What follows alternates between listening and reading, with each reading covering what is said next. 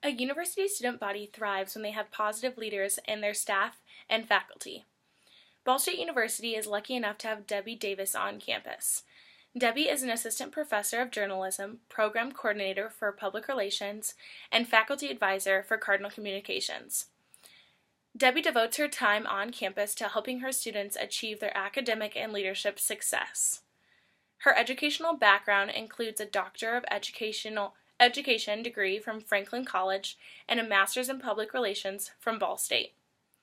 One organization that Debbie advises is Cardinal Communications, a creative communications agency that assists clients in public relation, advertising, and marketing work. As a faculty advisor, Debbie assists with client relations and onboarding process of new members. Most importantly, Debbie mentors and guides more than 60 students in this organization.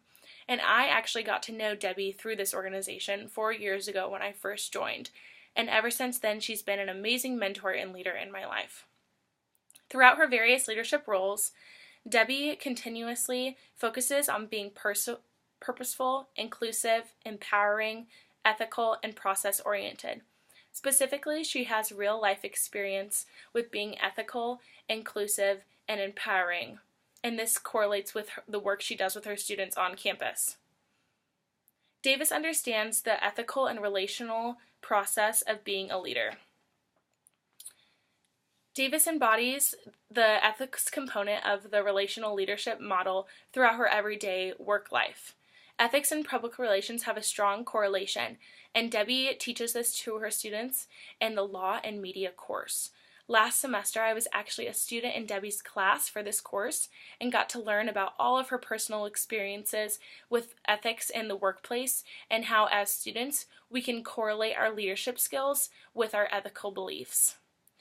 Debbie taught me in the class that by empowering and educating students with personal examples, you can really mentor the student and help them understand how they can experience ethics in the workplace.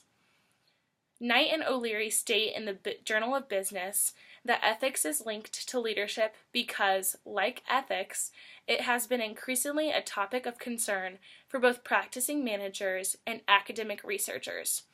Debbie is just like a manager for her students and Cardinal Communications, and so that's how she also links her ethics and leadership skills together. The second component of the RLM I want to talk about is empowerment. When change comes with an organization or company, leaders must express empowerment through change management. When Davis worked for WellPoint, the company went through an internal change that affected more than 2,300 employees. Throughout this process, their leadership team had to relay the change to everyone in the company. The leadership team utilized a theory by William Bridges that talks about change management and how people cope with change. William believes that people cope with change similarly to how they cope with death. This theory helped the leadership team at WellPoint decide how they would inform the whole company on the change. This process required Debbie and the entire leadership team of WellPoint to utilize gatekeeping skills and perfect the process of sharing information throughout empowerment. She also asked me if we'd learned about the change management process in our course, and she sent me a whole chart on it that explained everything that William Bridges' theory talks about, and this was something that I really took away from our interview and want to utilize it in my leadership skills as I go forward in the professional world. The final relational leadership model component that I want to discuss is inclusivity. In the interview, I asked Debbie, how do you promote inclusiveness within the members of Cardinal Communications? Debbie mentioned that inclusiveness has a tendency to mean something different to a lot of people. Traditionally, we think of it from a racial or sexual orientation perspective, but in public relations, we also have some challenges with gender. When Debbie said that, I realized how that relates to Cardinal Communications. When Debbie with Cardinal Communications, she helps facilitate a feeling of inclusiveness within the members, no matter what their major is.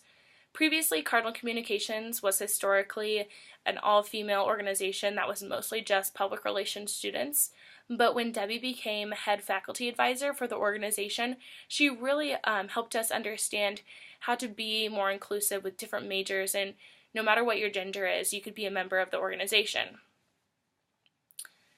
But overall, with the whole interview, I just realized how much I've grown during my college career because of Debbie. She's provided me with wisdom about preparing for graduation and interviews, and throughout this interview with her, I gained more respect for her leadership style and her experience in the public relations field. Her examples helped me realize how it can be difficult for a leader to always follow the RLM. But when a leader like Debbie successfully follows that model, they are perceived as a strong and successful leader. Debbie highly encourages students to become involved on campus by jumping outside of their comfort zone.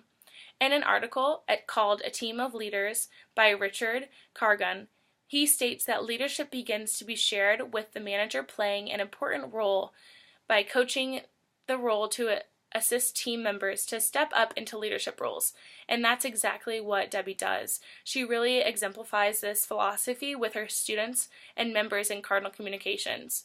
She encourages all of us to take a risk and apply for leadership positions. Many examples and positive change came from my interview with Debbie. She taught me how if you believe strongly in something, you can make a difference. Throughout all of her examples and life experiences, she stayed true to her leadership style. She never once let the company take advantage of her or her viewpoint. She consistently stood up and fought for others and continues to do that on a daily basis. And I can proudly say that without Debbie Davis in my life, I wouldn't be the leader and mentor I am today. Thank you.